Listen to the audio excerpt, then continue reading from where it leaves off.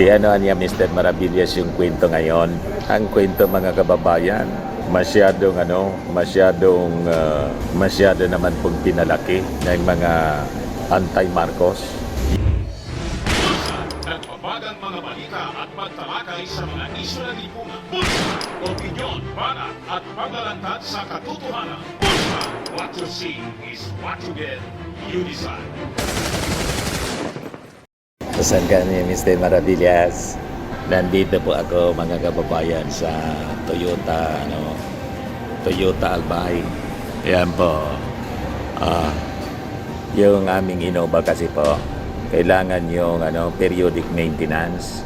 Inabot na ng periodic maintenance. Kaya siyempre kung saan namin binili, doon namin siyempre ipapagawa yung periodic maintenance. Pangalawa lang po yon, mag-change oil at titingnan yung kung ano yung mga kailangan ayusin after 1 year na mabili po namin.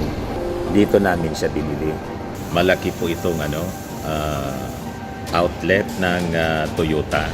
Pinakang malaki ito mga kababayan yata sa Southern Luzon. Dito po siya matatagpuan sa sa Salvacion, Daragalbay. O, di ba ang ganda niya? Mga kababayan, ang laki ng tindahan na to. Sa likod nito, dyan po, yung service center, napakalawak din yung likod niya. Tapos sa taas may cafeteria, kaya mamaya pag inabot tayo ng gutom, pwede na ditong kumain mga kababayan.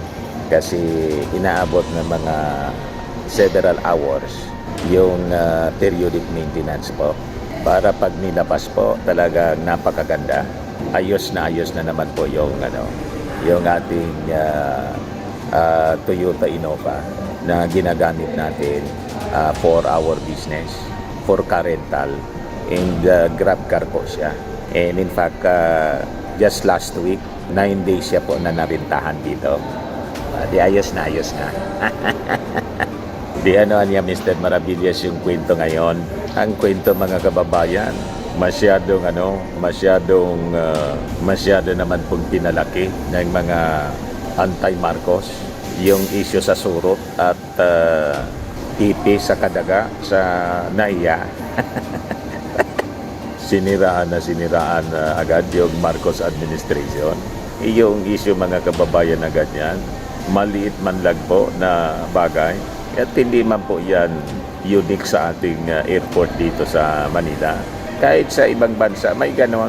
May mga ganyang problema. Pero of course, hindi naman natin sinasabing itolerate yan. And in fact, umaksyon agad yung ating mga authorities sa Manila International Airport. Nire-review na ngayon nga yung contract. Ito yung balita ng Pest Control Agency na nakakontrata sa kalinisan po ng NAIA Terminal. Ito yung balita sa Philippine Daily Inquirer. MIAA or MIA reviewing contracts with pest control cleaning firms. So, ibig sabihin po, hindi man nagpapabaya, pero talagang minsan hindi maiwasan. Kasi siyempre, malaki yung lugar at maraming mga restaurant sa loob. Yung mga ipis at daga, saka mga surot, gusto rin mabuhay. Di ba? Pero importante pa rin yung pag-aksyon. Pero kung palaki na po yung kwento, may mali siya na po na talagang gusto lang nilang siraan yung ating Marcos administration. Di ba? Huwag naman ganyan. Huwag naman ninyong siraan yung ating sariling bansa. Di ba? But before ko mga kababayan ibigay sa inyo yung full story ng mga balitang yan, click subscribe muna dito sa ating YouTube channel and hit the notification bell po para lagi kayong updated sa mga kaganapan dito sa ating bansa. Like and share na rin po ninyo ng ating video at huwag na rin po ninyo na skip yung ating mga commercial ads para tuloy-tuloy lang ang pagunlad ng bagong Pilipinas. Sa mga naganap ng malinis and spacious fitness gym, punta lang po kayo sa aming Colossal Fitness Gym. We also offer grab car rental with our brand new 2023 model ng Toyota Innova. We also accept booking for those who are planning to travel via PAL, Cebu Pacific and other airline companies, and bills payment for Meralco bills, Aleco bills, PLDT, etc. So yun nga po, yung aming Innova mga kababayan, dito namin po binili at nasa periodic maintenance ngayon. Kaya nandito po ako at maraming salamat kasi marami pala dito sa mga empleyado nanonood sa atin. Kilalang kilala ako. Nagpa-picture-picture pa kanina sa atin. Pa-selfie-selfie. Kahit saan po kayo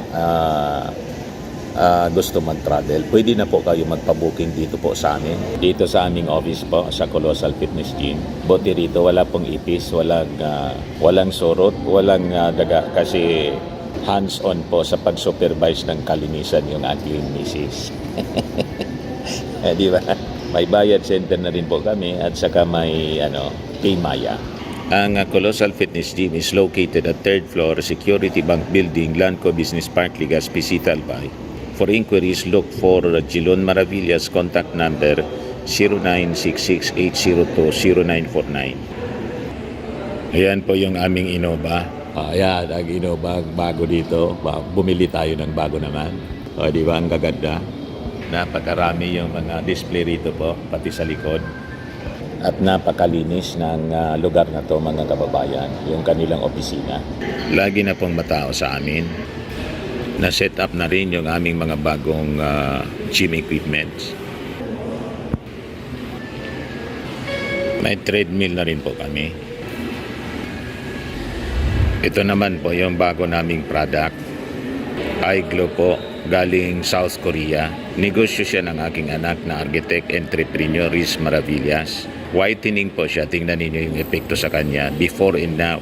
Sa mga inquiries po ninyo, dumiretso na lang kayo sa aming sa kanyang FB account Riz Maravillas.